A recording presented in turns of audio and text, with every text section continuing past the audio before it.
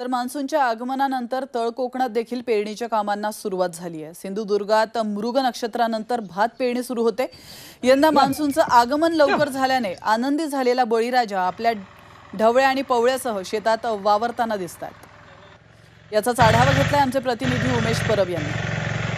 तळ कोकणात मान्सूनचं आगमन झाल्यानंतर बळीराजा जो आहे तो सुकावलेला आहे आणि बळीराजा आता शेतीच्या कामांना सुरुवात करतोय। आपण या दृश्यामध्ये बघितलं असेल तर तळ कोकणातील बळीराजा जो आहे तो आपल्या ढवळ्या पवळ्यासह शेतात जो आहे तो वावरताना दिसतोय। आणि तळ कोकणामध्ये भात जे पीक आहे ते अगदी मोठ्या प्रमाणात घेतलं जातं आणि त्या पिकाच्या पेरणीला आता सुरुवात झालेली आहे।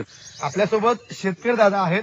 दादा काय सांगाल, ह्या वर्षी जो पाऊस आहे तो कसा पडतोय, शेतीपूरक आहे का, काय सांगाल? या वर्षी जो पाऊस पडला आहे पेरणी लायकीच आहे आणि मस्तपैकी लोक भात पेरतायत। पण जास्त पाऊस पडला तर पेरणीला हानिकारक होतो आणि भातही चांगला रुजत नाही।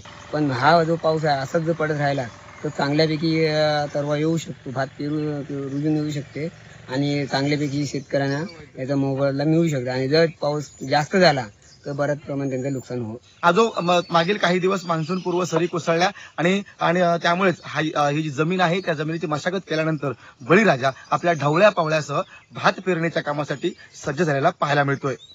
कॅमेरामॅन विक्रांत परबसह उमेश परब, झी मीडिया, सिंधुदुर्ग।